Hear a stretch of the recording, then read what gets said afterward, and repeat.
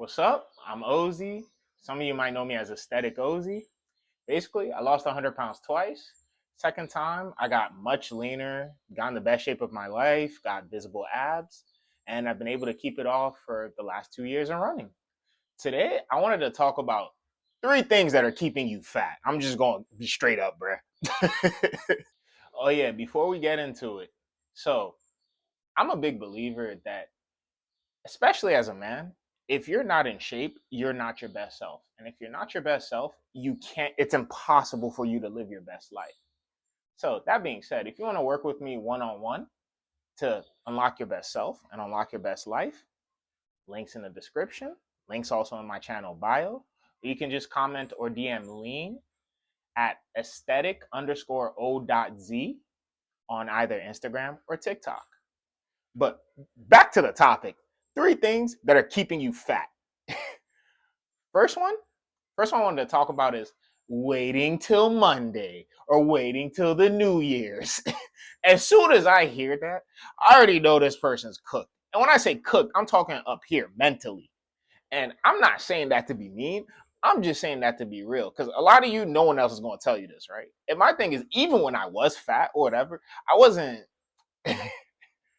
like this in the sense that like I knew it was my fault. You know what I'm saying? Like even what made me start, like I'm like, I'm not liking this. But I'm like, you know what? Nobody put a gun to my head and make me eat all of that BS. Like that was on me. So I'm like, it's also on me to fix that situation. But yeah, when I hear somebody says, "Oh, I'm gonna wait till next week," or, "Oh, I'm gonna wait till Monday," think about anyone that's watching this. Think about pretty much everyone that said this in your life. How many of them actually made the change? And even if they did, which is rare, if they did, if they're saying that, because that's a reflection of their mindset and the level of urgency they have towards this. When really they should have more urgency towards this because it just affects so many areas of your life, and it well decides a lot of your quality of life and how long you're going to be here on this earth. Even when someone says, "Oh, I'm going to wait till Monday or wait till New Year's to start," it's as if the stars magically align on those days. And then, "Oh, since you started here, you're going to get extra credit points or something." Like that's not how it works. Really, it's just a symptom of the root of the issue. So what gets all of us out of shape, including myself, is like as humans is that instant gratification mentality and mindset, right? See, even that is just another reflection of it. Basically, instant gratification in a nutshell, whatever feels good in the moment, your feelings at that moment, but at the cost of just the bigger picture or of the long term. You're giving up much bigger returns for what feels good or even dopamine hits right now. And pretty much most of the time, that's going to lead to regret. And when someone says, "I'll start on Monday," it's procrastination. Or on the New Year's, it's a reflection of that mindset that got you at the position that you are, that you're out of shape to begin with. So, so if someone says that they're either not going to start or they will, but they're going to try and speed run the process. They're not going to be serious. And as a result, well, their lack of results will be serious. And again, not saying this to be mean, but this is just to be real. All right. So with that being said, let's move on to thing number two that's keeping you fat. So thing number two that's keeping you fat is not tracking your calories, right? So can you lose fat without tracking your calories? Yes. That being said, tracking your calories, it would be like trying to save money, but not tracking how much you're spending to begin with, right? Like not having a budget, anything like that. It's kind of you're it's just it's not a smart way. It's not the best thing to do for if you're actually serious about making this happen, right?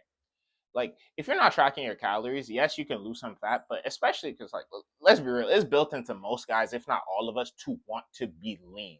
Some of us won't admit it, some of us will, whatever. There's a reason that there's a reason that like the superheroes in all the movies, guess what? They're always lean. A lot of the guys that people look up to or whatever, they're usually lean. I'm not saying that there's guys that aren't lean that get looked up to and everything, but that taps into that part of us as men. It's built into all of us on some level because even if it's subconsciously, you know that that's your best self physically, And usually your physical and your mental are tied together. I mentioned that because if you're actually trying to get lean, and when I say lean, I'm really talking, hell, honestly, even if you're trying to get like sub 20%, when I say lean, I'm talking like 15, 16-ish% body fat and below, right? Like you do that, especially in the US, you're gonna stand out. Really around the world, yes, but especially in the US, man, right? And when you get to that stage, usually like all your health markers are going to be dramatically better. But also, yeah, if you're trying to get to that stage and even better, and you're talking about you don't want to track your calories, I, I mean, you're not serious, man. You're not serious. I'm not saying you can't make progress, especially like in the early part of the journey, you could get away with that. But I would still say make the habit of tracking just because one, you're much more likely to be able to actually get to the later part of the journey. You're much more likely to be able to keep the results. And then, like tracking in itself, like weighing your food, whatever, it's a skill, right? And doing that will keep you much more accountable with what you're eating because most people, especially in the US, think they eat much less calories than they actually do. A lot of it, let's be real, is us lying to ourselves. Right? And if it makes you feel better, almost anyone that got like deep into fitness, like I'll even tell you about myself, right? When I when you first start tracking your calories, weighing your food, whatever, it is one of the most humbling experiences. Like it really is. Like if you ever seen that meme on social media that's like, oh, I saw I weighed out 100 grams of white rice for the first time ever, and I realized I've been bulking my entire life. But yeah, it'll change your perspective, but then it'll give you the tools you need to be able to make real progress and to be able to actually keep it. So this leads very nicely to my third point: eating reactively instead of proactively. So here's what I mean by that, right? Most people, when they go through their day, like they just they don't think ahead of time, right? They just go through their day, they wait till they're hungry, and then they go, oh, I'm hungry. What should I eat? The problem with that is if you actually sit and think about it for longer than 2 seconds, you're literally waiting for your mentally weakest state to make that decision. Like, it pretty much guarantees that you're going to make a horrible food decision versus if you think about it ahead of time. So, something I mention a lot, right, on this channel is that like the fitness journey, especially like fat loss, is basically switching from an instant gratification mentality to a delayed gratification mentality. And another way I like putting it is acting on life before life acts on you. Life acting on you in this situation is you waiting till you're hungry. Now you're before you decide, oh, I'm gonna eat this. Versus if you the version that the way of dealing with this that I prefer to do is simply just making my recipes that I share on YouTube Shorts, IG, TikTok, and just having that around. So when I do get hungry, I'll just reach and eat that, and also making my environment work in my favor. But again, these are things you have to do ahead of time. Another version of this or acting on life before life acts on you is, let's talk about calorie banking, for example, right? Let's say I know I'm going to be doing something social or seeing my friends, potentially even drinking, whatever.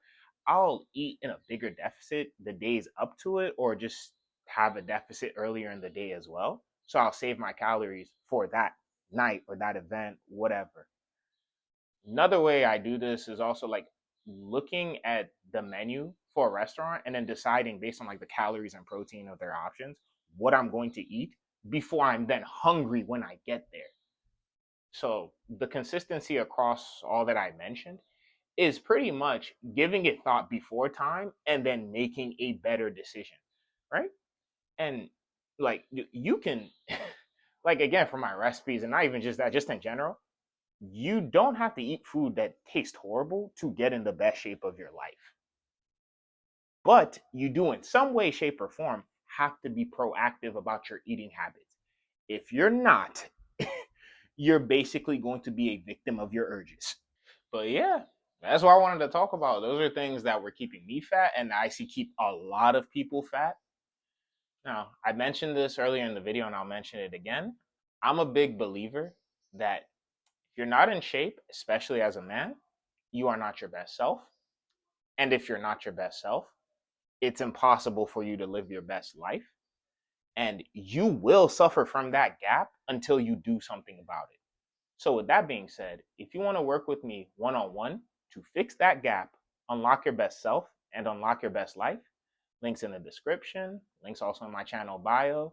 And you can just comment or DM Lean at aesthetic_o.z on either IG or TikTok. That'll also be in the description. But other than that, that's it. Have a blessed day.